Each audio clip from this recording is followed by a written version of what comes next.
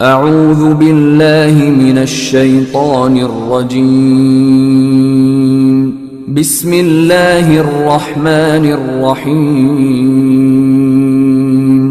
لا إله إلا الله محمد رسول الله لا إله إلا الله محمد رسول الله لا إله إلا الله محمد رسول الله لا إله إلا الله محمد رسول الله.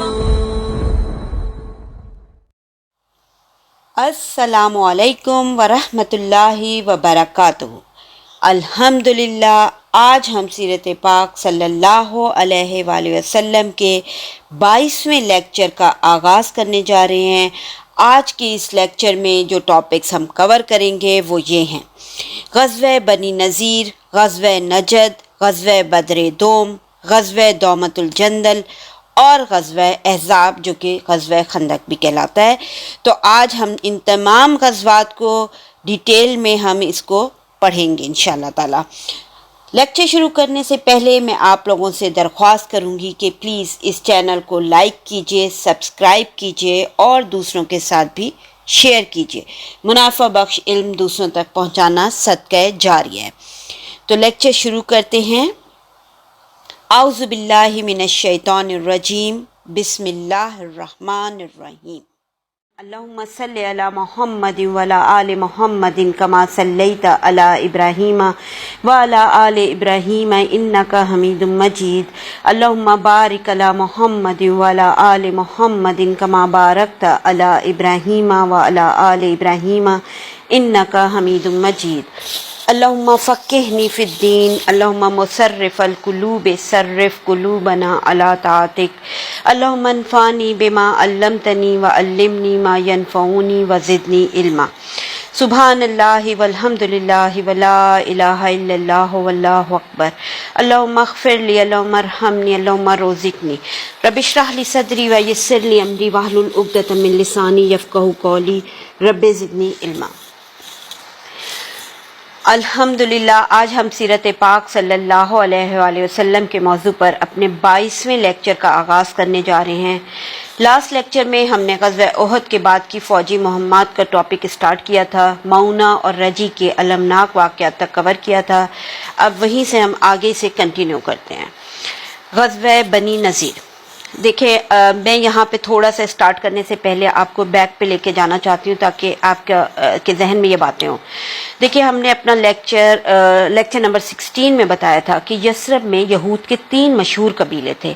نمبر 1 بنو قینقاع، نمبر 2 بنو نذیر اور نمبر 3 بنو قریظہ.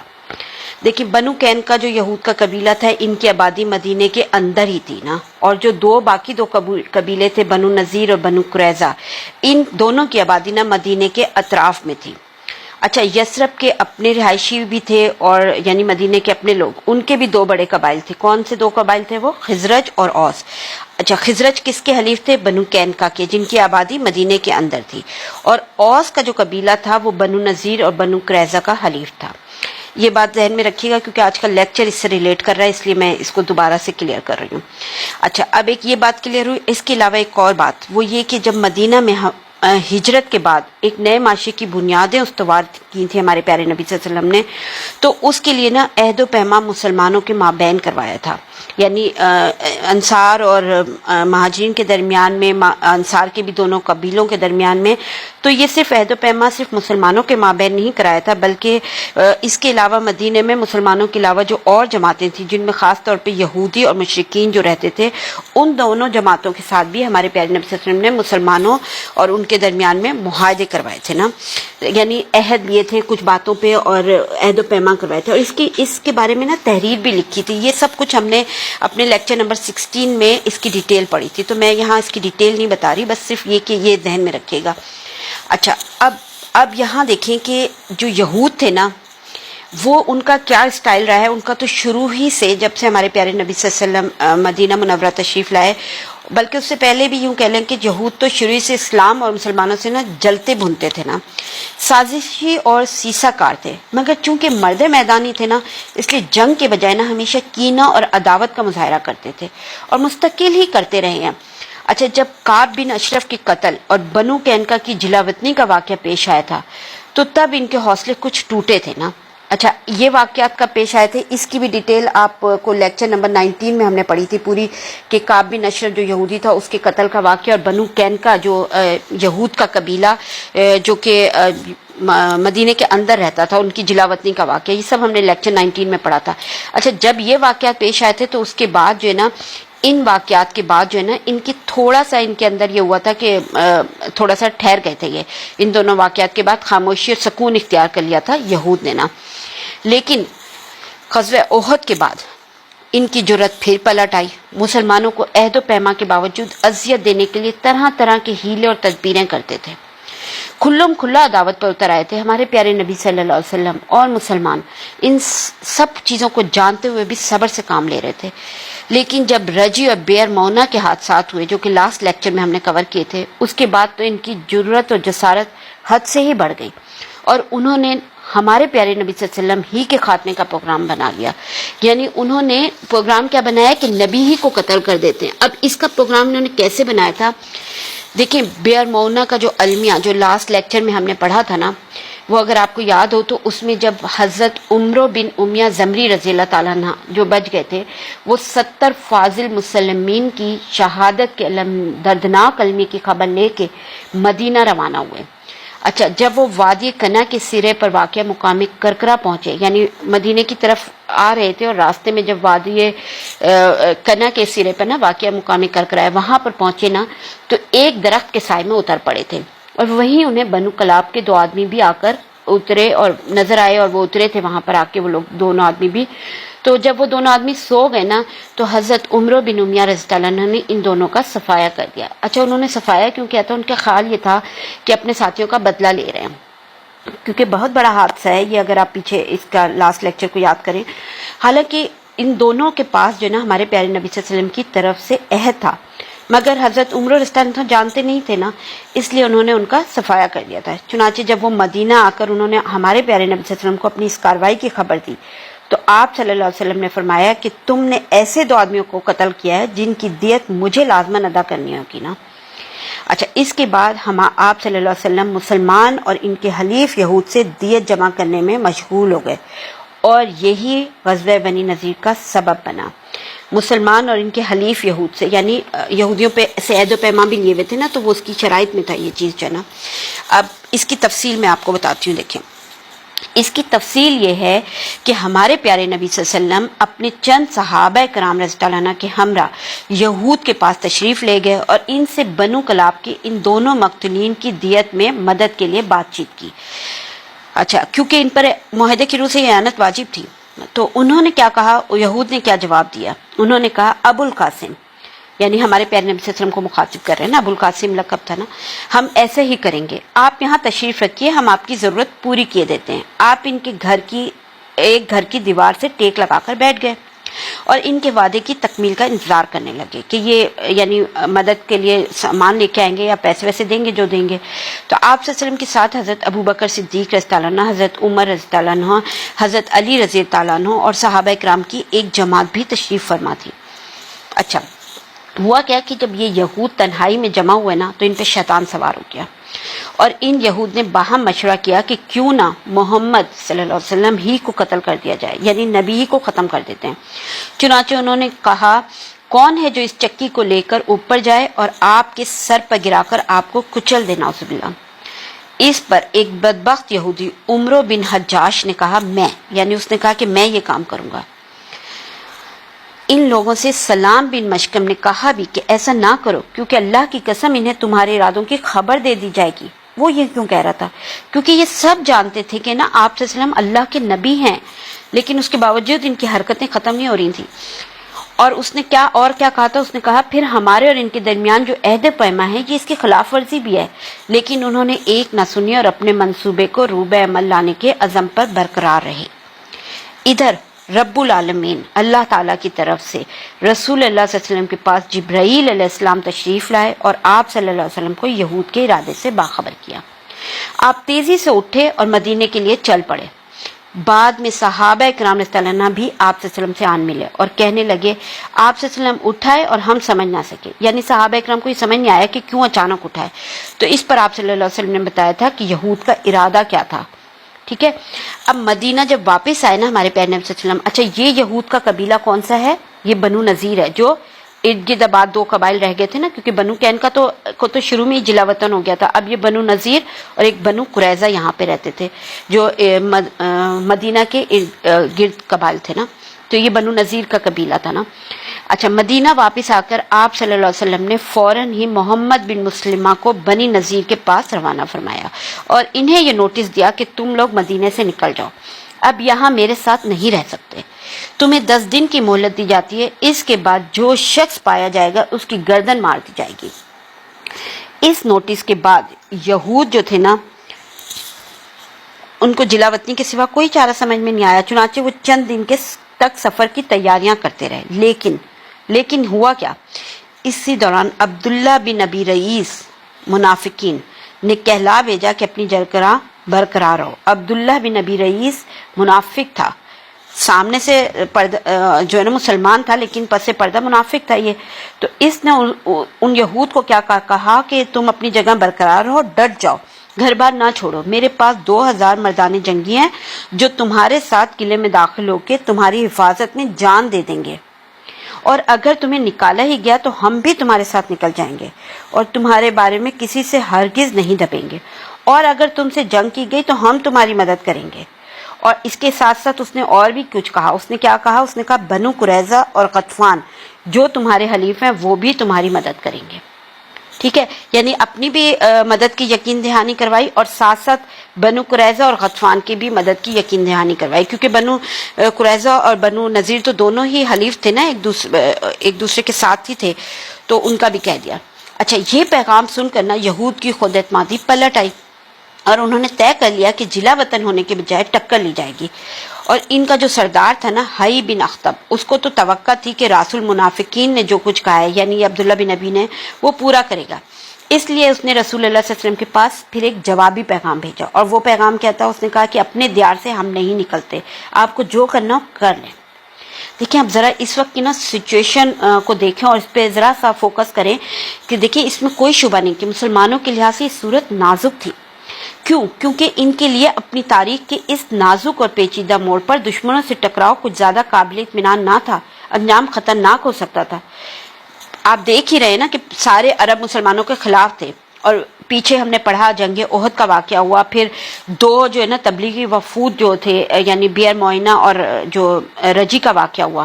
مسلمانوں کے 2 تبلیغی وفود جو تھے نہایت بے دردی سے تہ تہ کیے جا چکے تھے. پھر بنی نذیر کے یہ یہود جو ہے نا اتنے طاقتور تھے کہ ان کا ہتھیار ڈالنا آسان نہیں تھا. ان سے جنگ مول لینے میں طرح طرح کے خدشات تھے، مگر بیر معینہ کے المیے سے پہلے اور اس کے بعد کے حالات نے جو نئی کروٹ دی تھی نا، اس کی وجہ سے مسلمان قتل اور بدعہدی جیسے جرائم کے سلسلے میں زیادہ حساس ہو گئے تھے. لہٰذا انہوں نے طے کر لیا کہ چونکہ بنی نذیر نے رسول اللہ صلی اللہ علیہ وسلم کے قتل کا پروگرام بنایا تھا، اس لیے ان سے بہرحال لڑنا ہے، اور خواہ اس کے نتائج جو بھی ہوں. چنانچہ جب رسول اللہ صلی اللہ علیہ وسلم کو حی بن اخطب کا جوابی پیغام ملا نا، تو آپ صلی اللہ علیہ وسلم نے اور آپ کے تمام صحابہ کرام نے کیا کہا تھا؟ اللہ اکبر، اور پھر لڑائی کے لیے اٹھ کھڑے ہوئے.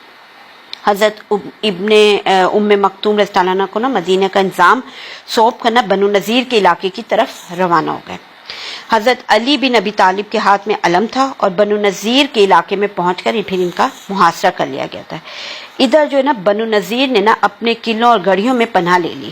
یہود تو رہتے ہی وہاں پہ، مدینہ میں ہم نے پڑھا تھا نا، مدینہ کے اندر جو یہود رہتے تھے وہ بھی قلعے بنا کے رہتے تھے اور باہر بھی شروع سے ہی ڈرپوک تو ہوتے ہیں یہ لوگ. ادھر بنو نذیر نے اپنے قلعوں اور گڑھیوں میں پناہ لے لی اور قلعہ بند رہ کر فصیل سے تیر اور پتھر برساتے رہے. چونکہ کھجور کے باغات ان کے لیے آڑ حفاظت کا کام دے رہے تھے، اس لیے آپ صلی اللہ علیہ وسلم نے پھر حکم دیا کہ ان درختوں کو کاٹ کر جلا دیا جائے. اچھا، یہاں درخت کاٹے تھے تو اسی کے بارے میں اللہ تعالیٰ کا نے سورہ حشر کی آیت نمبر 5 میں اس کے بارے میں بتایا نا کہ سورہ حشر کی آیت نمبر 5 میں ہے کہ تم نے کھجور کے جو درخت کاٹے یا جنہیں اپنے تنوں پر کھڑا رہنے دیا وہ سب اللہ ہی کے اذن سے تھا، اور ایسا اس لیے کیا گیا تاکہ اللہ ان فاسقوں کو رسوا کر دے. ٹھیک ہے. بہرحال جب ان کا محاصرہ کیا گیا نا تو بنو قریظہ ان سے الگ تھلگ رہے، جبکہ یہ دونوں آپس میں حلیف تھے، لیکن بنو قریظہ جو یہود کا قبیلہ تھا انہوں نے ان کا ساتھ نہیں دیا۔ پھر عبداللہ بن ابی نے بھی خیانت کی، ایز یوزول منافق تو تھا نا، خیانت کی، اور ان کے حلیف غطفان بھی مدد کو نہ آئے۔ غرض کوئی بھی انہیں مدد دینے یا ان کی مصیبت ٹالنے پر آمادہ نہ ہوا۔ اسی کے بارے میں اللہ تعالیٰ کا ارشاد ہے نا سورہ حشر کی آیت نمبر 16 میں، کیا اللہ تعالیٰ کہتے ہیں کہ جیسے شیطان انسان سے کہتا ہے نا کفر کرو، اور جب وہ کفر کر بیٹھتا ہے تو شیطان کہتا ہے میں تم سے بری ہوں، یعنی میرا تم سے کوئی واسطہ نہیں ہے۔ تو بالکل یہی حال ان کا بھی ہوا۔ بنو نذیر اب بالکل اکیلے تھے، نہ تو بنو قریظہ نے ان کے مدد کے لیے آئے، نہ عبداللہ بن ابی جس نے انہیں ورغلایا تھا وہ بھی پیچھے ہٹ گیا، اور حلیف جو قبیلہ تھا غطفان وہ بھی نہیں آئے۔ اب محاصرے نے کچھ زیادہ طول نہیں پکڑا، بلکہ صرف 6 رات یا بقول باز کے کہ 15 رات جاری رہا، کہ اس دوران اللہ نے ان کے دلوں میں رعب ڈال دیا، ان کے حوصلے ٹوٹ گئے، وہ ہتھیار ڈالنے پر آمادہ ہو گئے، اور رسول اللہ صلی اللہ علیہ وسلم کو کہلوا بھیجا کہ ہم مدینے سے نکلنے کو تیار ہیں۔ تو آپ صلی اللہ علیہ وسلم نے ان کی جلا وطنی کی پیشکش پھر منظور کر لی تھی، اور یہ بھی منظور فرما لیا تھا کہ وہ ہتھیار کے علاوہ باقی جتنا ساز و سامان اونٹوں پر لاد سکتے ہیں سب لے کر بال بچوں سمیت چلے جائیں نا۔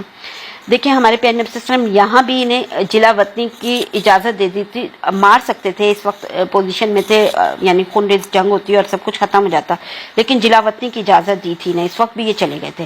اب بنو نذیر نے اس منظوری کے بعد ہتھیار ڈال دی اور اپنے ہاتھوں اپنے مکانات اجاڑ ڈالے، کیونکہ ہمارے پیارے نبی صلی اللہ علیہ وسلم نے اجازت دی تھی کہ اپنا ساز و سامان اونٹ پہ لاد کے لے جانا، تو انہوں نے دروازے کھڑکیاں تک بھی لاد لی تھی، اور بعض نے تو چھت کی کڑیاں اور دیواروں کی کھوٹیاں بھی لاد لیں۔ پھر عورتوں اور بچوں کو سوار کیا اور 600 اونٹوں پر لد لدا کر روانہ ہوئے، 600 اونٹوں پہ، یعنی کچھ نہیں چھوڑا، سب کچھ لے کے گئے ہیں۔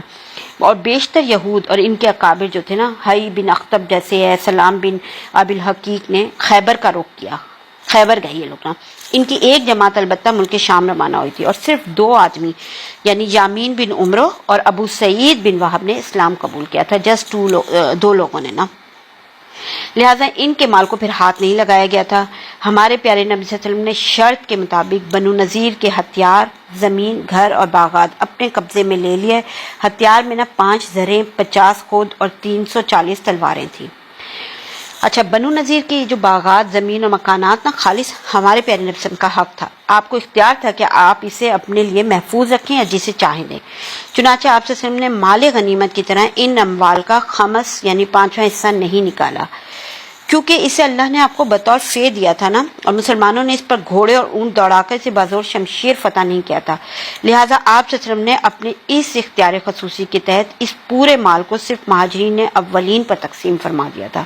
البتہ 2 انصاری صحابہ یعنی ابو دجانہ اور سہل بن حنیف رضی اللہ عنہ کو ان کے فقر کے سبب اس میں سے کچھ عطا فرمایا تھا۔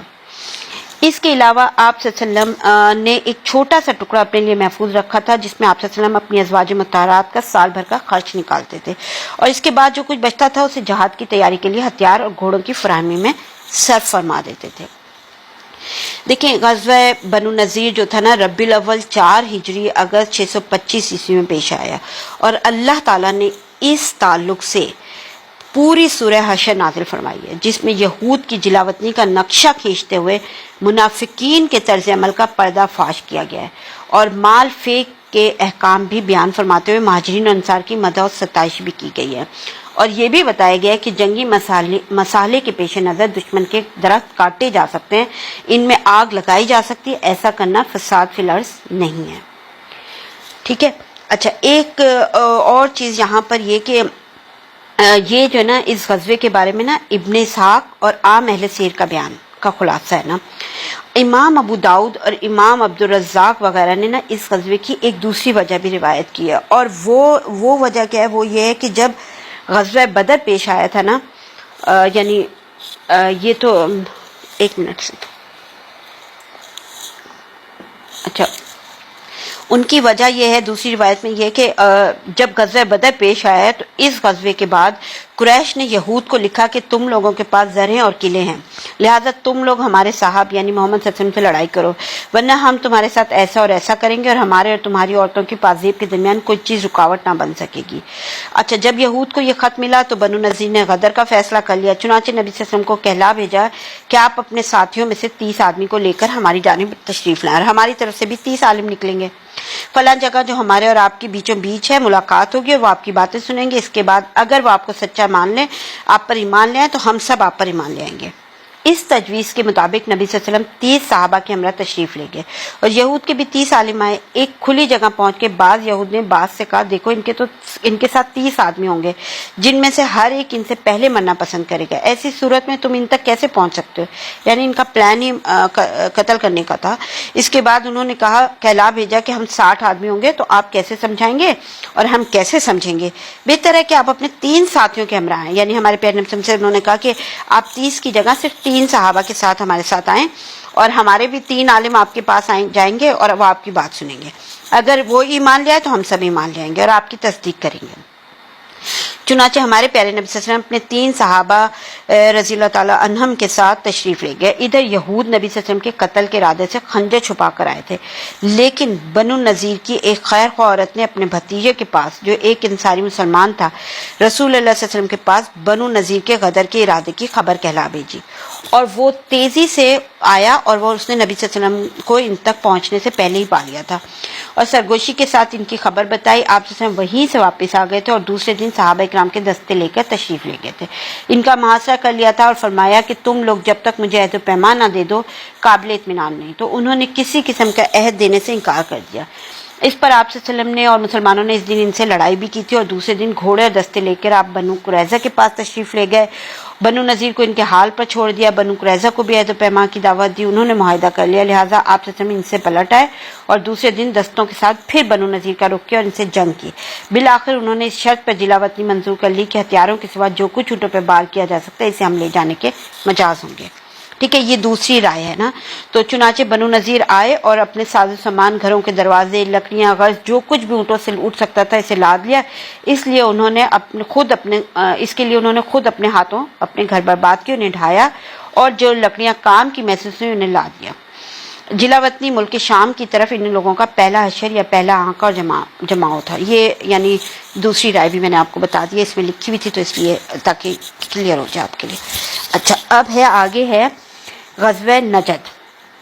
غزوہ نجد کیا ہے نا، دیکھیں غزوہ بنی نذیر میں نا تو کسی قربانی کے بغیر مسلمانوں کو شاندار کامیابی حاصل ہوئی۔ اس سے مدینے میں قائم مسلمانوں کا اقتدار مضبوط ہو گیا اور منافقین پہ بھی بددلی چھا گئی۔ اب انہیں کھل کر کچھ کرنے کی جرات نہیں ہو رہی تھی۔ اب رسول اللہ صلی اللہ علیہ وسلم ان بدوؤں کی خبر لینے کے لیے یکسو ہو گئے جنہوں نے احد کے بعد ہی مسلمانوں کو سخت مشکلات میں الجھا رکھا تھا۔ لاسٹ لیکچر میں ہم نے سارے پڑھے تھے نا تو جو ان لوگوں نے کتنا تنگ کیا ہوا تھا اور نہایت ظالمانہ طریقے سے دایان اسلام پر حملے کر کر کے انہیں موت کی گھاٹ اتار چکے تھے۔ اب ان کی جرت اس حد تک بڑھ چکی تھی کہ وہ مدینے پر چڑھائی کی سوچ رہے تھے۔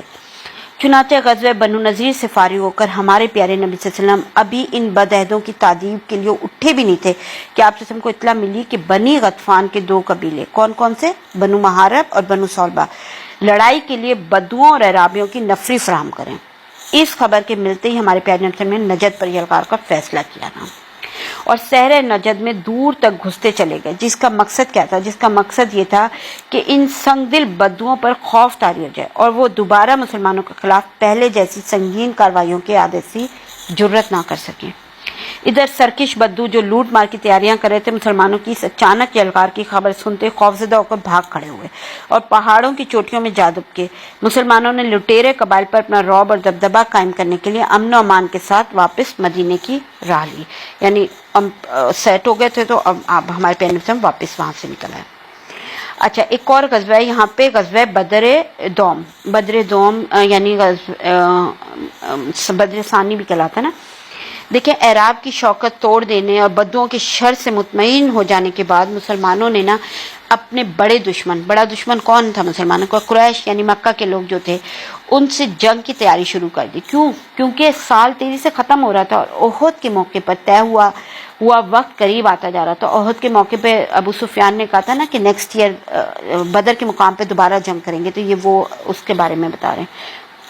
تو چنانچہ شعبان 4 ہجری جنوری 626 عیسوی میں رسول اللہ صلی اللہ علیہ وسلم نے مدینے کا انتظام حضرت عبداللہ بن رواحہ کو سونپ کر اس طے شدہ جنگ کے لیے بدر کا رخ فرمایا. ٹھیک ہے, آپ صلی اللہ علیہ وسلم کے ہمراہ 1500 کی جمعیت اور 10 گھوڑے تھے. آپ صلی اللہ علیہ وسلم نے فوج کا علم حضرت علی رضی اللہ تعالیٰ عنہ کو دیا اور بدر پہنچ کر مشرکین کے انتظار میں خیمہ زن ہو گئے. دوسری طرف ابو سفیان بھی 50 سوار سمیت 2000 مشرکین کی جمعیت لے کے روانہ ہوا اور مکے سے ایک مرحلہ دور وادی مرع الزہران پہنچ کے مجنہ نام کے مشہور چشمے پہ خیمہ زن ہوا. یعنی وہاں سے ابو سفیان نکلا ہے پورے لشکر کو لے کے 50 سوار سمیت 2000 مشرکین کی جمعیت کو لے کے. لیکن وہ مکے سے نا کچھ بوجھل اور بددل تھا, بار بار مسلمانوں کے ساتھ ہونے والی جنگ کا انجام سوچ رہا تھا اور رعب اور ہیبت سے لرز اٹھتا تھا. تو مرع الزہران پہنچ کر اس کی ہمت پھر جواب دے گئی اور وہ واپسی کے بہانے سوچنے لگا. بالآخر اپنے ساتھیوں سے کہنے لگا کہ قریش کے لوگوں, جنگ اس وقت موزوں ہوتی ہے جب شادابی اور ہریالی ہو, کہ جانور بھی چر سکیں اور تم بھی دودھ پی سکو. اس وقت خوش سالی ہے, لہٰذا میں واپس جا رہا ہوں, تم بھی واپس چلو.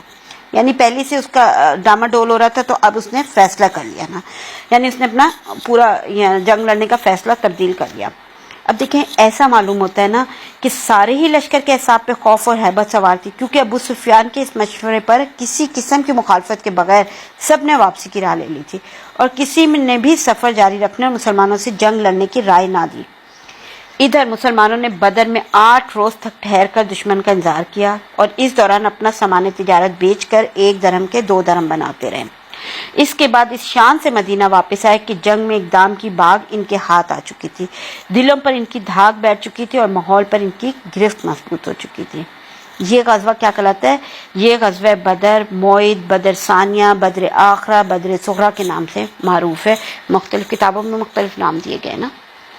اچھا, ایک اور ہے غزوہ دومۃ الجندل. یہ جو غزوہ ہے نا, یہ ہمارے پیارے نبی صلی اللہ علیہ وسلم بدر سے جب واپس ہوئے نا, تو ہر طرف امن و امان قائم ہو چکا تھا اور پورے اسلامی سلطنت میں اطمینان کی باد بہاری چل رہی تھی. اب آپ صلی اللہ علیہ وسلم عرب کی آخری حدود تک توجہ فرمانے کے لیے فارغ ہو چکے تھے. یعنی آپ دیکھیں نا, مدینے کے اندر اور ارد گرد کا علاقہ جو یہود نے تنگ کر رکھا تھا وہ سیٹ ہوا.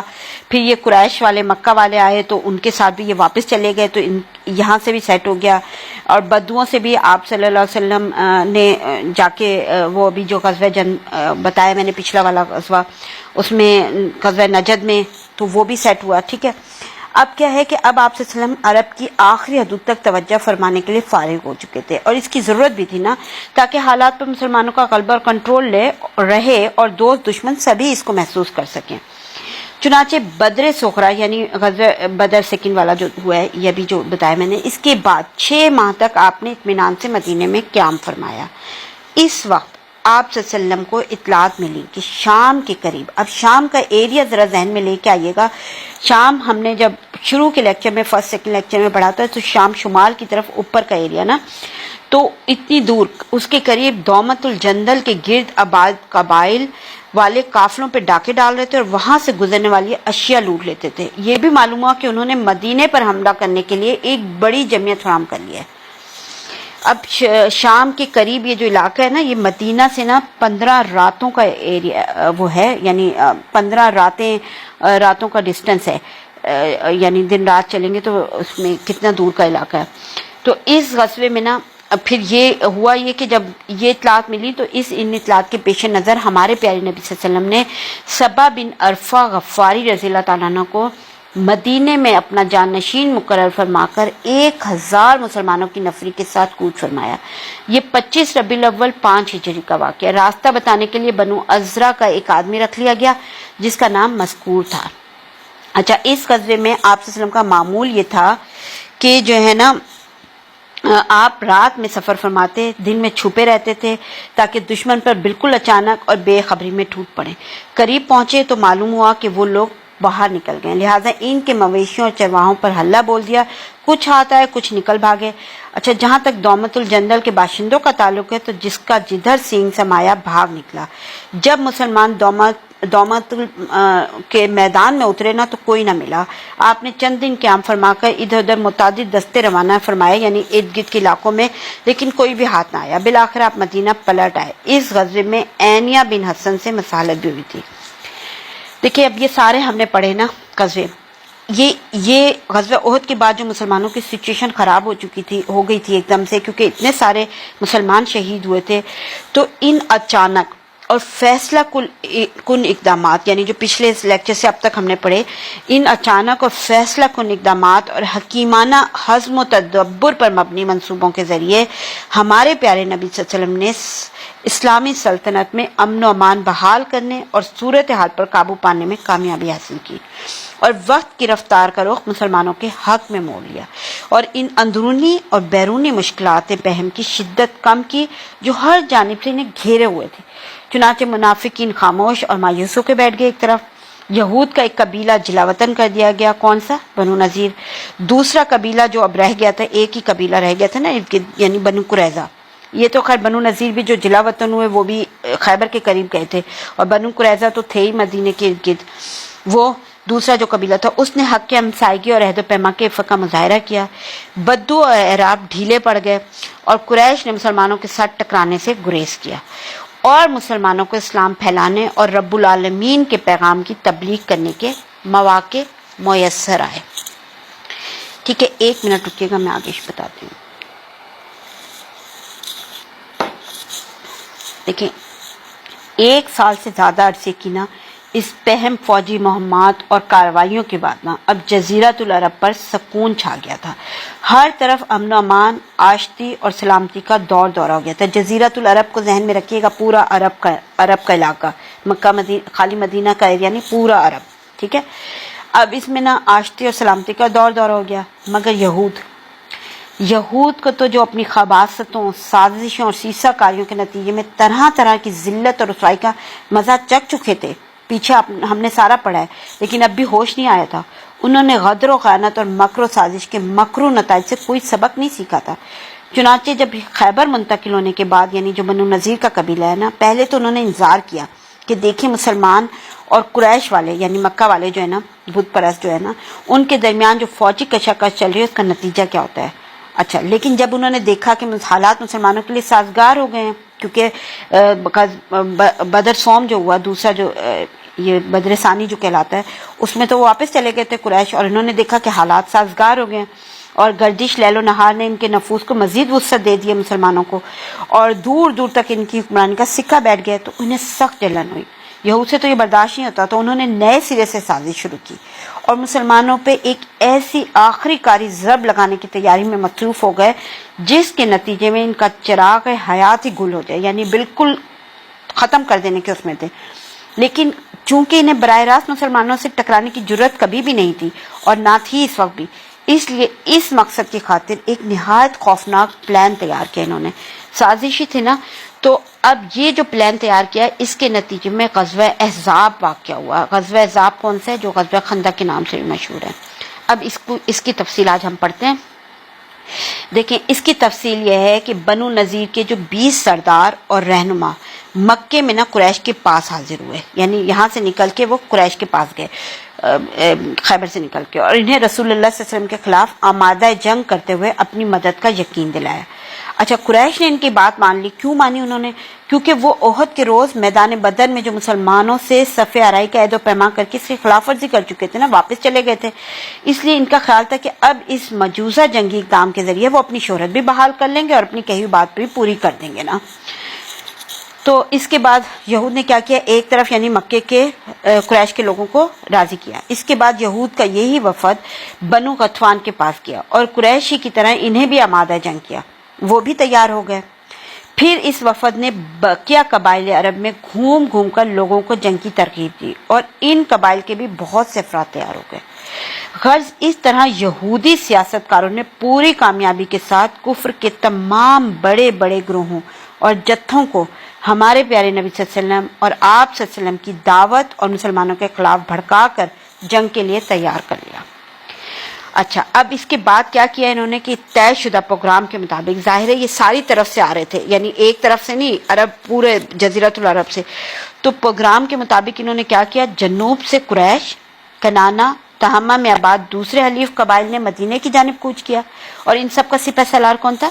ابو سفیان، اور ان کی تعداد کتنی؟ 4000، ٹوٹل 4000 لوگ۔ یہ لشکر مرو الزہران پہنچا تو بنو سلیم بھی اس میں شامل ہوئے۔ ادھر اسی وقت مشرق کی طرف سے غطفانی قبائل فزارہ، مرہ اور اشجع نے کوچ کیا۔ فزارہ کا سپہ سالار اینیہ بن حسن تھا، بنو مرہ کا حارث بن عوف، اور بن اشجع کا مصر بن رخیلہ تھا۔ اشجع کا یعنی انہی کے ضمن میں نا بنو اسد اور دیگر قبائل کے بھی بہت سے افراد آ گئے۔ دیکھیے بہت بڑی تعداد تھی۔ ان سارے قبائل نے نا ایک مقررہ وقت اور مقررہ پروگرام کے مطابق مدینے کا رخ کیا، اس لیے چند دن کے اندر اندر مدینے کے پاس 10,000 سپاہ کا ایک زبردست لشکر جمع ہو گیا۔ یہ اتنا بڑا لشکر تھا، 10,000 لوگ، یعنی اور لوگ نہیں ہے خالی، یعنی 10,000 فوجی ایک طرح دیکھیں نا، اب سارے تیار ہو کے آئے تھے۔ 10,000 کا اتنا بڑا لشکر تھا یہ کہ غالباً مدینے کی پوری آبادی اگر کاؤنٹ کریں نا، عورتیں، بچے، بوڑھے، جوانوں سب کو ملا کر بھی اس کے برابر نہیں تھی۔ اگر حملہ آوروں کا یہ ٹھاٹھے مارتا ہوا سمندر مدینے کی 4 دیواری تک اچانک اگر پہنچ جاتا نا تو مسلمانوں کے لیے سخت خطرناک ثابت ہوتا، اور کچھ عجیب نہیں تھا کہ ان کی جڑ ہی کٹ جاتی اور ان کا مکمل مسلمانوں کا صفایا ہو جاتا۔ لیکن ہمارے پیارے نبی صلی اللہ علیہ وسلم کی قیادت، یعنی مدینے کی قیادت، نہایت بیدار مغز اور چوکس قیادت تھی۔ اس کی انگلیاں ہمیشہ حالات کے نفس پر رہتی تھیں۔ بہترین لیڈر تھے ہمارے پیارے نبی صلی اللہ علیہ وسلم، اور وہ حالات کا تجزیہ کر کے آنے والے واقعات کا ٹھیک اندازہ بھی لگاتی تھی، اور ان سے نمٹنے کے لیے مناسب ترین قدم بھی اٹھاتی تھی۔ چنانچہ کفار کا لشکر عظیم جو ہی اپنی جگہ سے حرکت میں آیا، یعنی نکلا وہاں سے، مدینے کے مخبرین نے اپنی قیادت کو اس کی اطلاع فراہم کر دی، یعنی ہمارے پیارے نبی صلی اللہ علیہ وسلم تک اس کی اطلاع پہنچ گئی، اور اطلاع پاتے ہی ہمارے پیارے نبی صلی اللہ علیہ وسلم نے ہائی کمان کی مجلس شورا منعقد کی اور دفاعی منصوبے پہ صلاح مشورہ کیا۔ قائدین اہل شورا نے غور و غوض کے بعد حضرت سلمان فارسی رضی اللہ تعالیٰ عنہ کی ایک تجویز متفقہ طور پہ منظور کی۔ اچھا، یہ تجویز کیا تھی ہمارے حضرت سلمان فارسی کی نا؟ وہ یہ تجویز حضرت سلمان فارسی نے کس طریقے سے پیش کی تھی؟ انہوں نے ان لفظوں میں پیش کی تھی کہ اے اللہ کے رسول صلی اللہ علیہ وسلم، فارس میں جب ہمارا محاصرہ کیا جاتا تھا تو ہم اپنے ارد گرد خندق کھود لیتے تھے۔ یہ فارس کے رہنے والے تھے نا حضرت سلمان فارسی، اس لیے نام ہے ان کا۔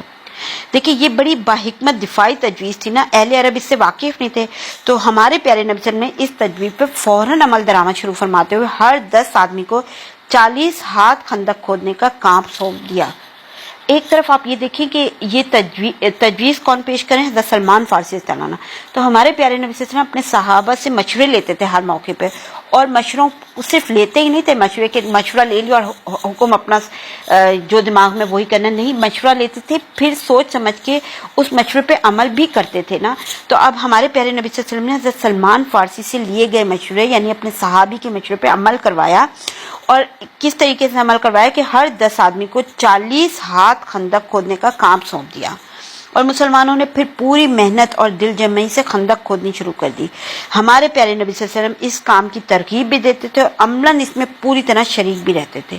چنانچہ صحیح بخاری میں حضرت سہل بن سعد رضی اللہ عنہ سے مروی ہے کہ ہم لوگ رسول اللہ صلی اللہ علیہ وسلم کے ساتھ خندق میں تھے، کندھوں پر مٹی ڈھو رہے تھے کہ اسی اثنا میں ہمارے پیارے نبی صلی اللہ علیہ وسلم نے فرمایا، اے اللہ، زندگی تو بس آخرت کی زندگی ہے، بس مہاجرین اور انصار کو بخش دے۔ دیکھیں انصار و مہاجرین نے اس کے جواب میں کیا کہا تھا؟ انصار و مہاجرین نے کہا تھا، ہم وہ ہیں کہ ہم نے ہمیشہ کے لیے جب تک کہ باقی رہے محمد صلی اللہ علیہ وسلم سے جہاد پر بیعت کی ہے۔ صحیح بخاری میں ایک اور روایت ہے، حضرت برہ بن عازب رضی اللہ عنہ سے مروی ہے، وہ کہتے ہیں کہ میں نے رسول اللہ صلی اللہ علیہ وسلم کو دیکھا کہ آپ خندق سے مٹی ڈھو رہے تھے، یہاں تک کہ غبار نے آپ صلی اللہ علیہ وسلم کی شکم کی جلد ڈھانک دی تھی۔ میں نے اسی حالت میں آپ صلی اللہ علیہ وسلم کو عبداللہ بن رواحہ رضی اللہ تعالیٰ عنہ کے رجزیہ کلمات کہتے ہوئے سنا۔ آپ صلی اللہ علیہ وسلم مٹی دھوتے جاتے تھے اور یہ کہتے جاتے تھے، کیا کہتے جاتے تھے؟ اے اللہ، اگر تو نہ ہوتا تو ہم ہدایت نہ پاتے، نہ صدقہ دیتے، نہ نماز پڑھتے، پس ہم پر سکینت نازل فرما، اگر ٹکراؤ ہو جائے تو ہمارے قدم ثابت رکھ۔ انہوں نے ہمارے خلاف لوگوں کو بھڑکایا ہے، اگر انہوں نے کوئی فتنہ چاہا تو ہم ہرگز سر نہیں جھکائیں گے۔ مسلمان دیکھیں ایک طرف تو اس گرم جوشی کے ساتھ کام کر رہے تھے، یعنی اتنی اس سے کام کر رہے تھے، اور دوسری طرف اتنی شدت کی بھوک برداشت کر رہے تھے کہ اس کے تصور سے انہیں کلیجہ شک ہوتا ہے۔ حضرت انس رضی اللہ تعالیٰ عنہ کا بیان ہے کہ اہل خندق کے پاس 2 پسر جو لایا جاتا تھا اور ہیک دیتی ہوئی چکنائی کے ساتھ ملا کر لوگوں کے سامنے رکھ دیا جاتا تھا۔ لوگ بھوکے ہوتے تھے اور یہ حلق کے لیے بد لذت ہوتا تھا، اس سے مہک پھوٹ رہی ہوتی تھی۔ اسی طریقے سے ابو طلحہ رضی اللہ عنہ کہتے ہیں کہ ہم نے رسول اللہ صلی اللہ علیہ وسلم سے بھوک کا شکوہ کیا، اپنے شکم کھول کر ایک ایک پتھر دکھائے تو رسول اللہ صلی اللہ علیہ وسلم نے اپنا شکم کھول کر 2 پتھر دکھلائے۔ خندق کی جو کھدائی تھی نا، اس کے دوران کچھ نبوت کے کئی نشانیاں بھی جلوہ فگن ہوئی تھیں، اس کو بھی ذرا سا کور کرتے ہیں یہیں پہ۔ صحیح بخاری کی ایک روایت ہے کہ حضرت جابر بن عبداللہ رضی اللہ تعالیٰ عنہ نے نبی اکرم صلی اللہ علیہ وسلم کے اندر سخت بھوک کے آثار دیکھے تو بکری کا ایک بچہ ذبح کیا، چھوٹا ہوگا ظاہر ہے، بچہ کہہ رہے ہیں بکری کا، اور ان کی بیوی نے ایک ساتھ تقریباً 2.5 کلو جو پیسا۔ پھر رسول اللہ صلی اللہ علیہ وسلم سے رازداری کے ساتھ خفیہ طور پر گزارش کی کہ اپنے چند رفقا کے ہمراہ تشریف لائیں، لیکن نبی اکرم صلی اللہ علیہ وسلم نے تمام اہل خندق کو، جن کی تعداد 1000 تھی، ہمراہ لے کے چل پڑے۔ اب یعنی وہ تو چھوٹا سا بکری کا بچہ ذبح کیا تھا اور تھوڑی سی جو پیس کے یعنی اس کی روٹی بنائی ہوگی، لیکن ہمارے پیارے نبی صلی اللہ علیہ وسلم پورے 1000 کا لشکر لے کے وہاں پہنچ گئے ان کو صحابہ اکرام کے ساتھ۔ لیکن ہوا کیا کہ سب لوگوں نے اسی ذرہ جتنے کھانے سے شکم سیر ہو کر کھایا، پھر بھی گوشت کی ہانڈی اپنی حالت پہ برقرار رہی اور بھری کی بھری جوش مارتی تھی، اور گوندھا ہوا آٹا اپنی حالت پہ برقرار رہا اور اس سے روٹی پکائی جاتی رہی۔ یہ معجزات ہیں ہمارے پیارے نبی صلی اللہ علیہ وسلم کے، جو ہم ساتھ ساتھ پڑھ رہے ہیں اس میں، جبکہ ہمارے پیارے نبی صلی اللہ علیہ وسلم کے معجزات پہ تو پوری پوری کتابیں بھی موجود ہیں، لیکن یہ بھی ان میں سے ایک معجزہ ہے ہمارے پہ۔ ایک اور بتاتی ہوں، دیکھیں حضرت نعمان بن بشیر رضی اللہ تعالیٰ عنہ کی بہن نا خندق کے پاس 2 پسر کھجور لے کر آئیں کہ ان کے بھائی اور ماموں کھا لیں گے، لیکن ہمارے پیارے نبی صلی اللہ علیہ وسلم کے پاس سے گزری تو آپ ان سے وہ کھجوریں مانگ لی اور ایک کپڑے کے اوپر بکھیر دی نا۔ پھر اہل خندق کو دعوت دی، یعنی تمام لوگوں کو دعوت دی، اہل خندق اسے کھاتے رہے، وہ بڑھتی گئیں یہاں تک کہ سارے اہل خندق کھا کھا کر چلے گئے اور کھجور تھی کہ کپڑے کے کناروں سے گر رہی تھی باہر۔ اچھا، انہی ایام میں نا ان دونوں واقعات سے کہیں بڑھ کر ایک اور واقعہ پیش آیا تھا، جسے امام بخاری رحمۃ اللہ علیہ نے حضرت جابر رضی اللہ تعالیٰ عنہ سے روایت کیا ہے۔ حضرت جابر رضی اللہ عنہ کا بیان ہے کہ ہم لوگ خندق کھود رہے تھے کہ ایک سخت پتھریلا ٹکڑا آ گیا، لوگ نبی صلی اللہ علیہ وسلم کی خدمت میں حاضر ہوئے، عرض کی کہ چٹان نما ٹکڑا خندق میں حائل ہو گیا ہے۔ آپ صلی اللہ علیہ وسلم نے فرمایا میں اتر رہا ہوں۔ اس کے بعد آپ صلی اللہ علیہ وسلم اٹھے اور آپ صلی اللہ علیہ وسلم کے شکم پر پتھر بندھا ہوا تھا، ہم نے 3 روز سے کچھ چکھا نہ تھا۔ پھر نبی صلی اللہ علیہ وسلم نے کدال لے کے مارا تو وہ چٹان نما ٹکڑا بھربھرے تودے میں تبدیل ہو گیا۔ ٹھیک ہے، اسی واقعے کو نا حضرت برہ رضی اللہ عنہ کا بیان اس طریقے سے اس کے بارے میں کہ خندق کی کھدائی کے موقع پہ بعض حصے میں ایک سخت چٹان آ پڑی جس سے کدال اچڑ جاتی تھی، کچھ ٹوٹتا ہی نہ تھا۔ ہم نے رسول صلی اللہ علیہ وسلم سے اس کا شکوہ کیا، آپ صلی اللہ علیہ وسلم تشریف لائے، کدال لی، بسم اللہ کہہ کر ایک ضرب لگائی تو ایک ٹکڑا ٹوٹ گیا اور فرمایا اللہ اکبر، مجھے ملک شام کی کنجیاں دی گئی ہیں۔ کس موقع پہ ہمارے پیارے نبی صلی اللہ علیہ وسلم یہ فرما رہے ہیں؟ واللہ میں اس وقت وہاں کے سرخ محلوں کو دیکھ رہا ہوں۔ پھر دوسری ضرب لگائی تو ایک دوسرا ٹکڑا کٹ گیا اور فرمایا اللہ اکبر، مجھے فارس دیا گیا ہے، ایران یعنی۔ واللہ میں اس وقت مدائن کا سفید محل دیکھ رہا ہوں۔ پھر تیسری ضرب لگائی تو فرمایا بسم اللہ، تو باقی ماندہ چٹان بھی کٹ گئی۔ پھر فرمایا اللہ اکبر، مجھے یمن کی کنجیاں دی گئی ہیں۔ واللہ میں اس وقت اپنی جگہ سے سنا کے پھاٹک دیکھ رہا ہوں۔ سنا یمن کا شہر ہے نا۔ یہ دیکھیے، یہ ہمارے پیارے نبی صلی اللہ علیہ وسلم کے معجزات تھے۔ اچھا، اب یہاں پہ یہ ہو گیا کور۔ اب یہ میں یہاں پہ ایک سوال یہ پیدا ہوتا ہے کہ خندق جو کھودی جا رہی تھی وہ مدینے کے کس رخ پر کھودی جا رہی تھی، یعنی مدینے کی اس کا رخ کیا تھا خندق کا؟ دیکھیں، مدینہ نا شمال کے علاوہ باقی اطراف سے نا ہرے یعنی لاوے کی چٹان، پہاڑوں اور کھجور کے باغات سے گھرا ہوا ہے۔ تو ہمارے پیارے نبی صلی اللہ علیہ وسلم ایک ماہر اور تجربہ کار فوجی کی حیثیت سے یہ جانتے تھے کہ مدینے پہ اتنے بڑے لشکر کی یورش صرف شمال ہی کی جہت سے ہو سکتی ہے، اس لیے آپ صلی اللہ علیہ وسلم نے صرف اسی جانب خندق کھدوائی تھی۔ ٹھیک ہے، مسلمانوں نے خندق کھودنے کا کام مسلسل جاری رکھا. میں یہاں پہ یہ پڑھتے پڑھتے یہ سوچ رہی تھی کہ ہم نے شروع کے لیکچر میں ہم نے پڑھا تھا کہ ہمارے پیارے نبی صلی اللہ علیہ وسلم صرف ایک بہترین لیڈر کی کوالٹیز جو ہوتی ہیں ان میں یہ یعنی صرف ایک لیڈر یہ نہیں تھے کہ صرف اسلام کا درس دیتے تھے، لوگوں کے اخلاقیات درست کر رہے تھے، نبی تھے، لیکن اس کے باوجود آپ یہ دیکھیں کہ بہترین فوجی یعنی ایک ماہر فوجی کی حیثیت سے بھی ساری جگہوں پہ ہم نے دیکھا انہوں نے بہترین فیصلے کیے اور بہترین انتظامات کا اہتمام کروایا نا. تو اب یہاں پہ دیکھیں مسلمانوں نے خندق کھودنے کا کام مسلسل جاری رکھا اور اس کا بھی طریقے سے ترتیب سے کروایا تھا کہ کس طریقے سے 10 لوگوں کی جماعت اکٹھی بنا کے کروایا، یعنی ایک ترتیب اور تنظیم اور ایک بڑے ہی سلیقہ جو چیز نظر آتی ہے جو ہمارے اندر اپنے پیارے نبی صلی اللہ علیہ وسلم کی سنت ہے. یہ ساری چیزیں تو ہمیں اپنے اندر اپنی زندگی میں لے کے آنی چاہیے. یہ ساری چیزیں کوئی بھی کام کرنے میں ترتیب اور اس کو سوچ سمجھ کے اس پہ غور و فکر کر کے کرنا چاہیے. بے ہنگم زندگی گزارنا یہ عجیب سا ہے نا.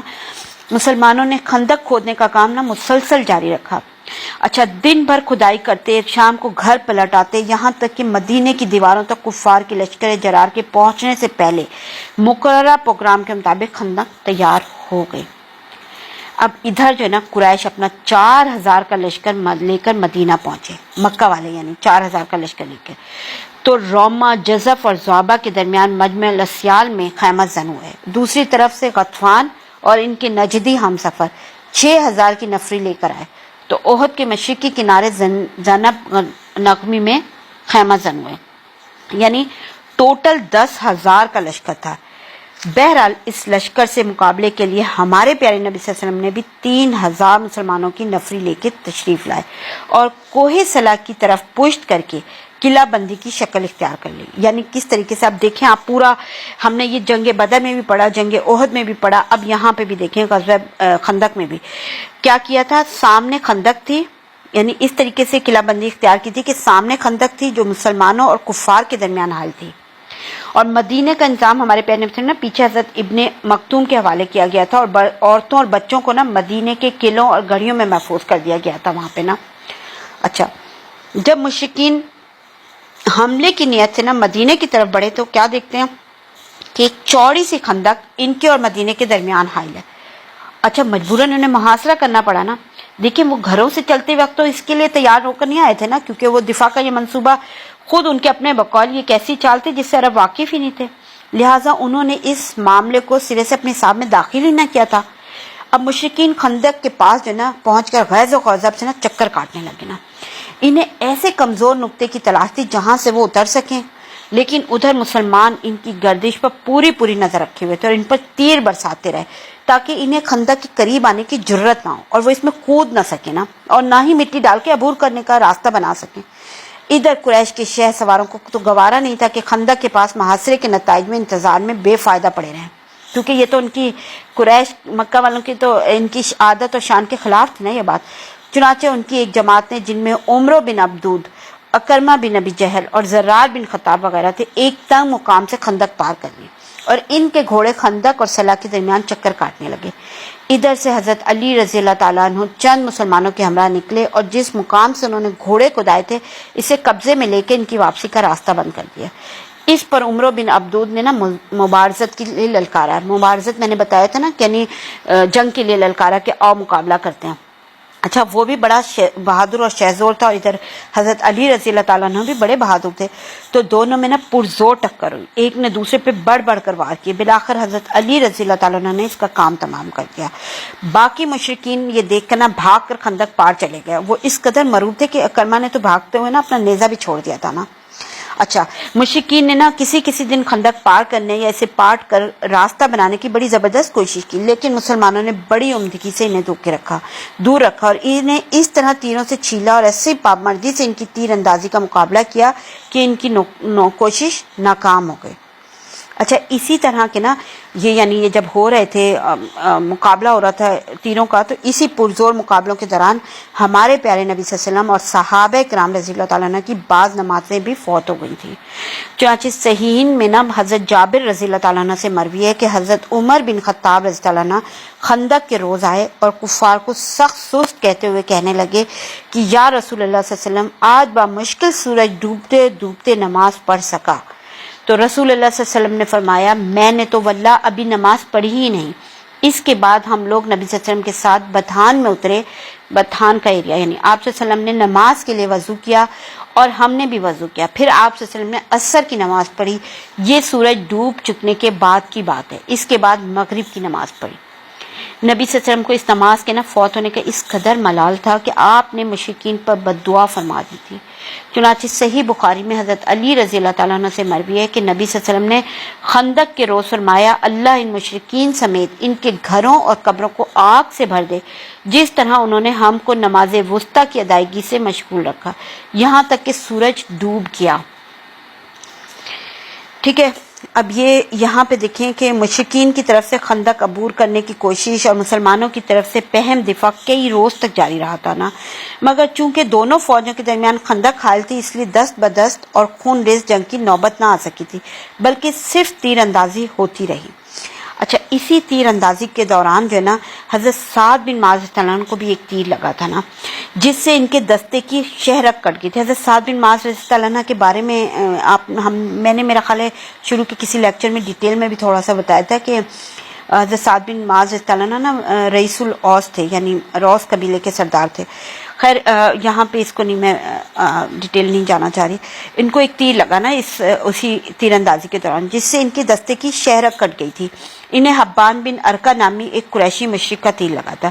تو حضرت سعد رضی اللہ عنہ نے زخمی ہونے کے بعد دعا کی تھی کہ اے اللہ تو جانتا ہے کہ جس قوم نے تیرے رسول کی تکذیب کی صلی اللہ علیہ وسلم اور انہیں نکال باہر کیا ان سے تیری راہ میں جہاد کرنا مجھے جس قدر محبوب ہے اتنا کسی اور قوم سے نہیں ہے. اے اللہ میں سمجھتا ہوں کہ اب تو نے ہماری اور ان کی جنگ کو آخری مرحلے تک پہنچا دیا ہے.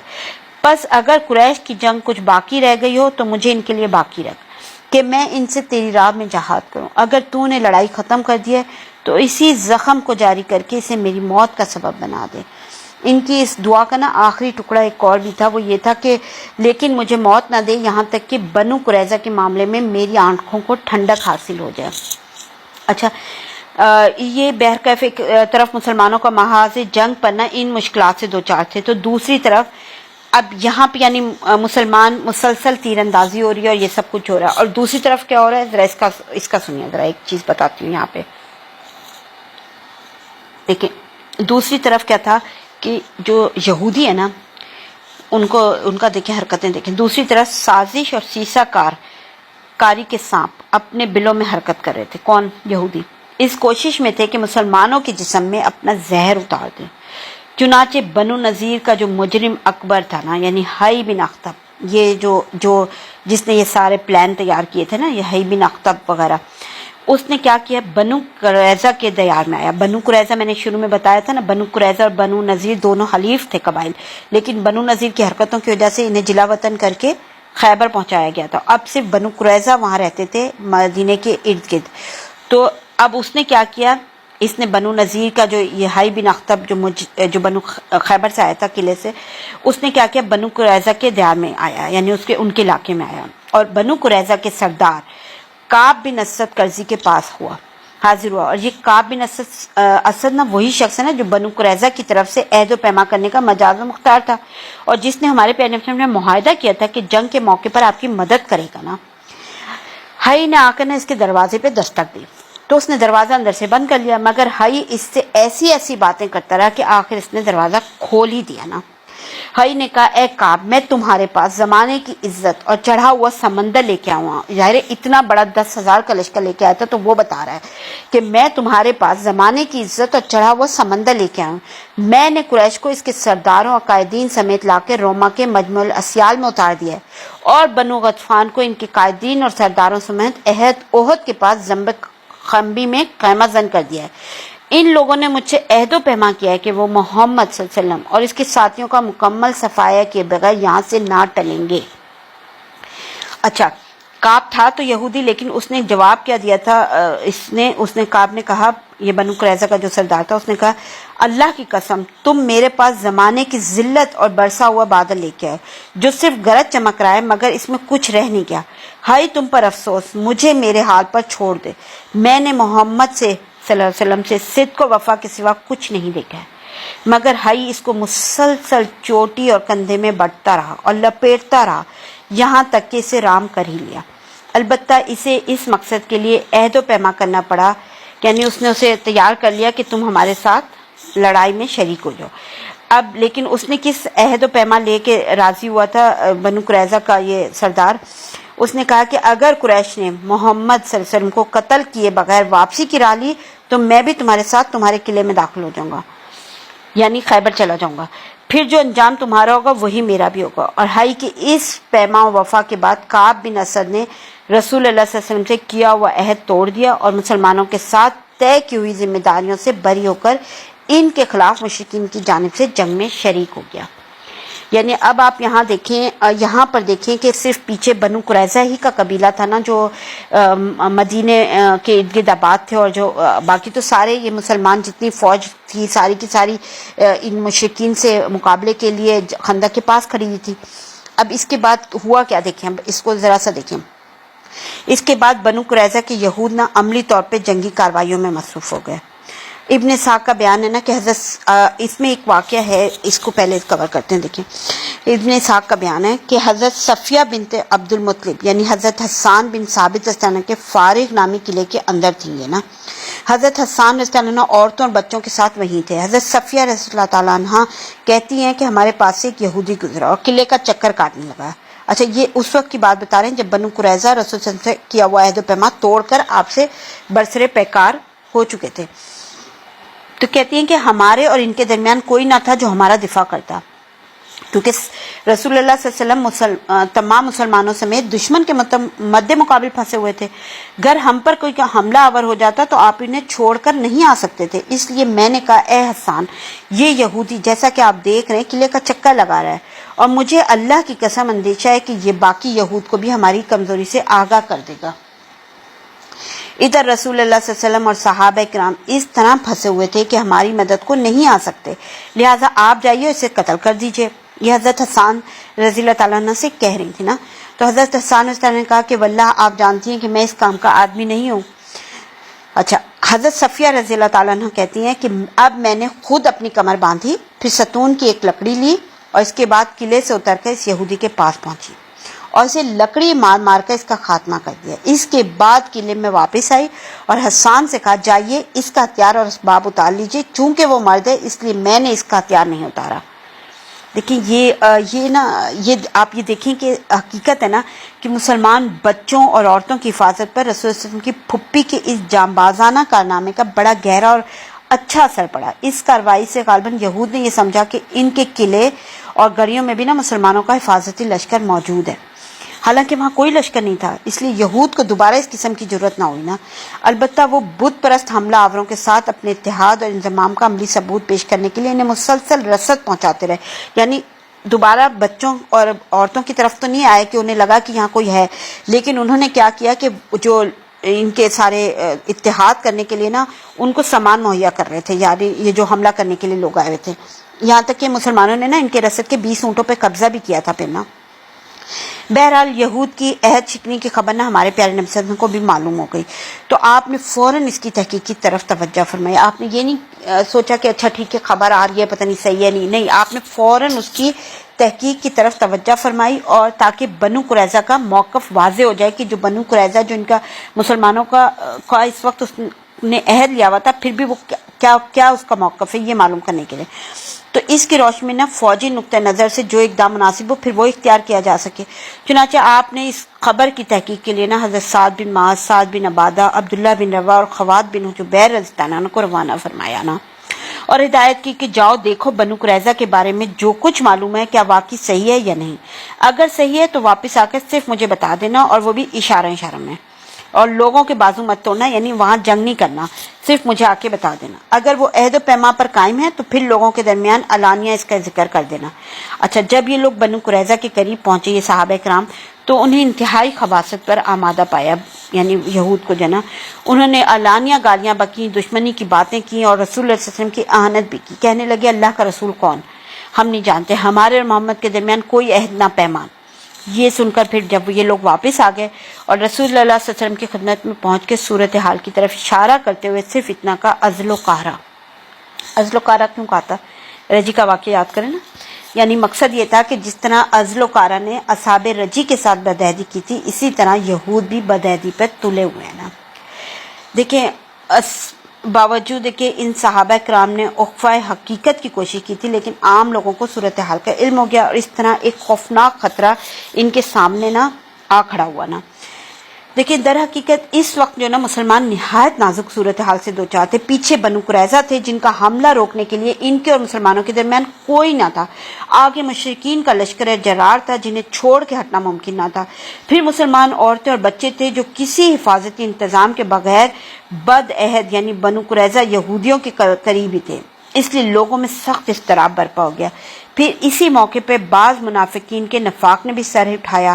بعض منافقین نے اپنی قوم کے اشراف کے سامنے یہاں تک کہا کہ ہمارے دشمن کے سامنے کھلے پڑے ہیں، یعنی ہمارے گھر دشمن کے سامنے کھلے پڑے ہیں، ہمیں اجازت دیجیے کہ ہم اپنے گھروں کو واپس چلے جائیں کیونکہ ہمارے گھر شہر سے باہر ہیں. نوبت یہاں تک پہنچ چکی تھی کہ بنو سلمہ کے قدم اکھڑے تھے، وہ پسپائی کی سوچ رہے تھے. اور انہی لوگوں کے بارے میں اللہ تعالیٰ نے اسی موقع کے اوپر سورہ احزاب آیت 13 اور 14 میں فرمایا نا، جب منافقین اور وہ لوگ جن کے دلوں میں بیماری ہے کہہ رہے تھے ہم سے اللہ اور اس کے رسول نے جو وعدہ کیا ہے وہ فریب کے سوا کچھ نہیں، اور جب ان کی جماعت نے کہا کہ اے اہل یثرب تمہارے لیے ٹھہرنے کی گنجائش نہیں لہذا واپس چلو، ان کا ایک فریق نبی سے اجازت مانگ رہا تھا، کہتا تھا ہمارے گھر خالی پڑے ہیں، حالانکہ وہ خالی نہیں پڑے تھے، وہ لوگ محض فرار چاہتے تھے.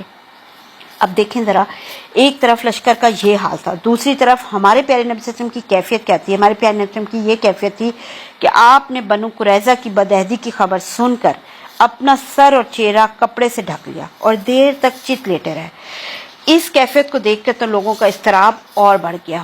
لیکن اس کے بعد آپ صلی اللہ علیہ وسلم پر امید کی روح غالب آ گئی. آپ صلی اللہ علیہ وسلم اللہ اکبر کہتے ہوئے اٹھ کھڑے ہوئے اور فرمایا، مسلمانوں اللہ کی مدد اور فتح کی خوشخبری سن لو. اس کے بعد آپ صلی اللہ علیہ وسلم نے پیش آمدہ حالات سے نمٹنے کا پروگرام بنایا. اچھا یہ نہیں کہ اللہ کی مدد آ گئی، ہمارا تو یہ ہوتا ہے نا کہ بس ہمارے تو ذہن میں یہ چیز رہتی ہے بس سو جائیں گے صبح اللہ کی مدد آئے گی خود ہی سیٹ ہو جائے گا. لیکن ہمارے پیارے نبی صلی اللہ علیہ وسلم نے پروگرام بنایا. اب وہ پروگرام کیا تھا وہ دیکھیں. وہ یہ تھا کہ انہوں نے کیا کیا، ہمارے پیارے نبی صلی اللہ علیہ وسلم مدینے کی نگرانی کے لیے فوج کا ایک حصہ روانہ فرماتے رہے، یعنی ایک حصے کو فوج کے بھیجتے رہے کہ وہ مدینہ کی پیچھے نگرانی کرتے رہے تاکہ مسلمانوں کو غافل دیکھ کے یہود کی طرف سے عورتوں اور بچوں پہ اچانک کوئی حملہ نہ ہو جائے. اچھا لیکن اس موقع پر ایک فیصلہ کن اقدام کی بھی ضرورت تھی جس کے ذریعے دشمن کے مختلف گروہوں کو ایک دوسرے سے بے تعلق کر دیا جائے نا. اس مقصد کے لیے آپ نے یہ سوچا کہ بنو غطفان کے جو سردار ہیں نا اینیہ بن حسن اور حارث بن عوف، ان سے مدینے کی ایک تہائی پیداوار پہ مساہلت کر لیتے ہیں. یہ بھی شریک تھے نا، کتنی بڑی تعداد لے کے آئے تھے. تو یہ دونوں سردار اپنے اپنے قبیلے لے کے پھر واپس چلے جائیں گے اور مسلمان پھر تنہ تنہ قریش پر جنگی ضرب کاری لگانے کے لیے فارغ ہو جائیں گے، یعنی صرف پھر قریش کے قبائل ہوں گے.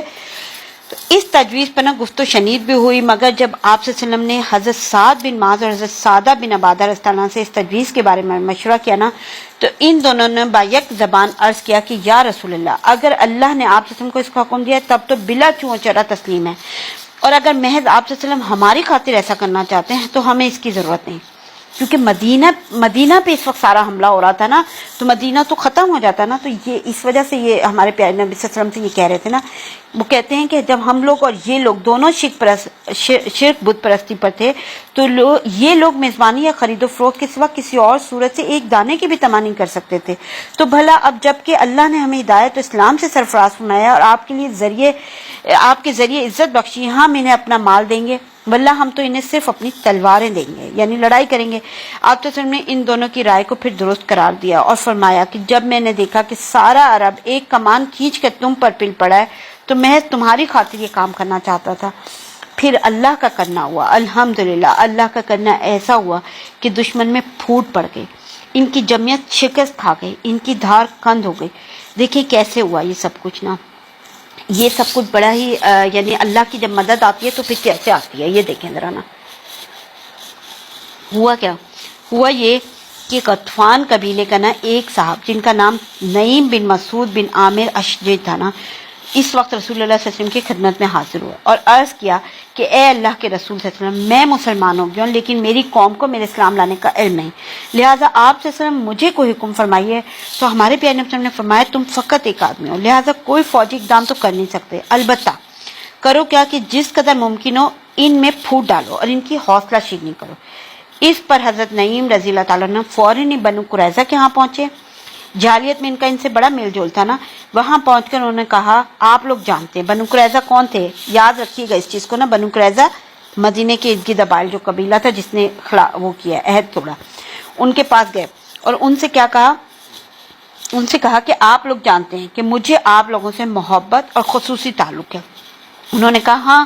نعیم نے کہا اچھا تو سنیے کہ قریش کا معاملہ آپ لوگوں سے مختلف ہے، یہ علاقہ آپ کا اپنا علاقہ ہے، یہاں آپ کا گھر بار ہے، مال دولت ہے، بال بچے ہیں، آپ اسے چھوڑ کے کہیں اور نہیں جا سکتے، مگر قریش اور غطفان محمد صلی اللہ علیہ وسلم سے جنگ کرنے آئے تو آپ نے محمد صلی اللہ علیہ وسلم کے خلاف ان کا ساتھ دیا۔ ظاہر ہے ان کا یہاں نہ گھر بار ہے، نہ مال و دولت ہے، نہ مال بچے ہیں، اس لیے انہیں موقع ملا تو کوئی قدم اٹھائیں گے ورنہ بور یا بستر باندھ کر رخصت ہو جائیں گے، پھر آپ لوگ ہوں گے اور محمد ہوں گے صلی اللہ علیہ وسلم، لہٰذا وہ جیسے چاہیں گے آپ سے انتقام لیں گے۔ اس پر بنو قریظہ تھوڑے سے ڈرے چونکے، ٹھیک ہے، اور بولے نعیم بتائیے اب کیا کیا جا سکتا ہے؟ تو انہوں نے کہا دیکھیے قریش جب تک آپ لوگوں کو اپنے کچھ آدمی یرغمال کے طور پہ نہ دے دیں آپ ان کے ساتھ جنگ میں شریک نہ ہو۔ قریظہ نے کہا آپ نے بہت مناسب رائے دی ہے۔ اچھا، یہی بات کرنے کے بعد نا یہاں سے بعد حضرت نعیم رضی اللہ عنہ نا سیدھے پھر قریش کے پاس پہنچے اور ان سے کیا کہا، ان سے بولے آپ لوگوں سے مجھے محبت اور جذبہ خیر خواہی ہے، اسے تو آپ جانتے ہی ہیں۔ انہوں نے کہا جی ہاں۔ حضرت نعیم نے کہا اچھا تو سنیے کہ یہود نے محمد اور صلی اللہ علیہ وسلم اور ان کے رفقا سے جو عہد شکنی کی تھی اس پر وہ نادم ہے، ٹھیک ہے، اور اب ان میں مراسلت ہوئی ہے اور وہ یہود یعنی آپ لوگوں سے کچھ یرغمال حاصل کر کے ان کو محمد کے حوالے کر دیں گے، یعنی وہ آپ لوگوں سے کچھ یرغمال لیں گے اور انہیں محمد صلی اللہ علیہ وسلم کے حوالے کر دیں گے، پھر آپ لوگوں کے خلاف محمد صلی اللہ علیہ وسلم سے اپنا معاملہ استوار کر لیں گے، لہٰذا اگر وہ یرغمال طلب کریں تو آپ ہرگز نہ دیں۔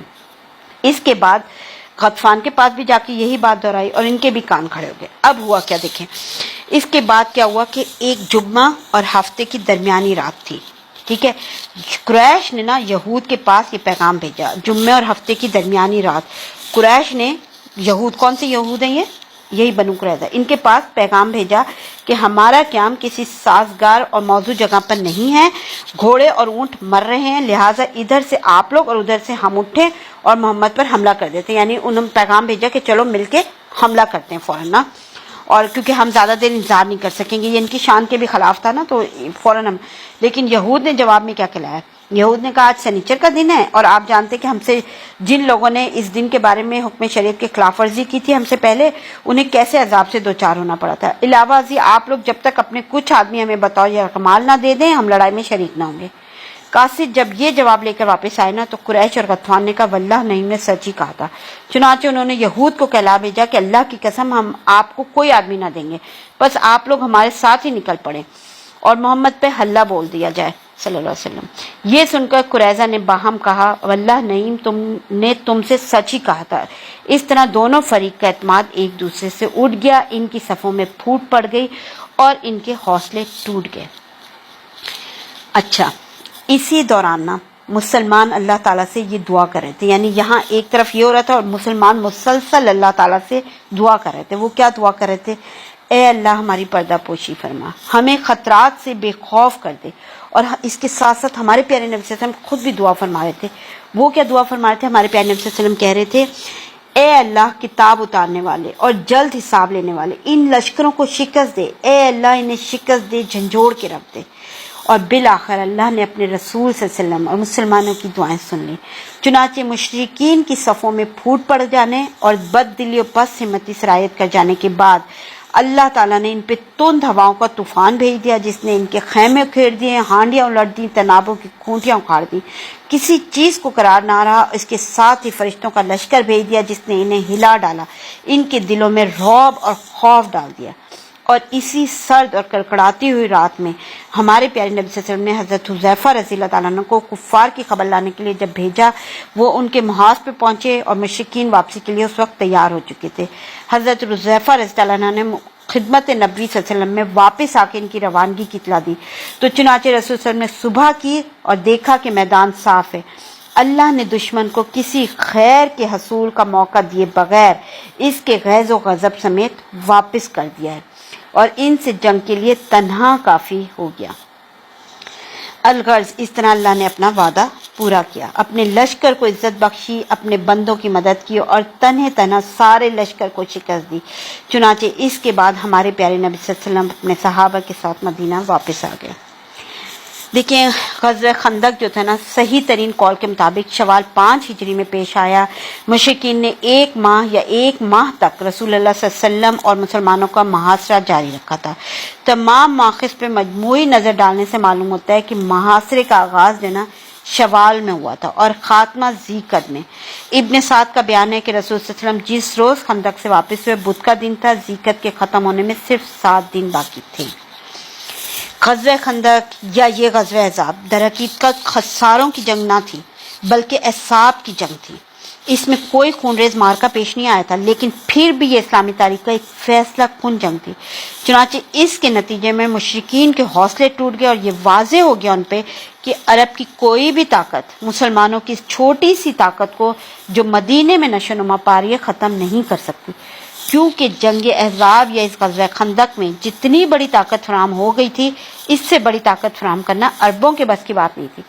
اس لیے ہمارے پیارے نبی صلی اللہ علیہ وسلم نے اسی احزاب کے واپسی کے بعد یہ فرمایا تھا نا کہ اب ہم ان پر چڑھائی کریں گے، وہ ہم پہ چڑھائی نہ کریں گے، اب ہمارا لشکر ان کی طرف جائے گا۔ یہیں پہ اپنے اس لیکچر کو اختتام کرتی ہوں دعا کے ساتھ۔ بسم اللہ الرحمن الرحیم۔ رب اوزنی ان اشکر نعمتک التی انعمت علی وعلی والدی وان اعمل صالحا ترضی واصلح لی فی ذریتی انی تبت الیک وانی من المسلمین۔ اے میرے رب، مجھے توفیق دے کہ میں تیری اس نعمت کا شکر ادا کروں جو تو نے مجھ پر اور میرے والدین پہ عطا فرمائی، اور یہ کہ ایسا نیک عمل کروں جس سے تو راضی ہو جائے۔ میرے لیے میری اولاد کی اصلاح فرما دے، بے شک میں نے تیری طرف توبہ کی، بے شک میں مسلمانوں میں سے ہوں۔ آمین یا رب العالمین۔ السلام علیکم ورحمۃ اللہ وبرکاتہ۔ انوکھی وضع ہے، سارے زمانے سے نرالے ہیں، یہ عاشق کون سی بستی کے یارب رہنے والے ہیں۔ جگہ جی لگانے کی دنیا نہیں ہے، یہ عبرت کی جا ہے، تماشا نہیں ہے۔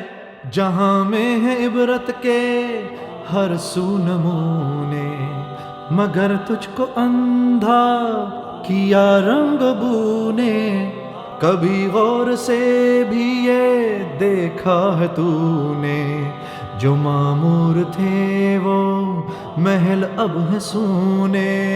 جگہ جی لگانے کی دنیا نہیں ہے، یہ عبرت کی جا ہے، تماشا نہیں ہے۔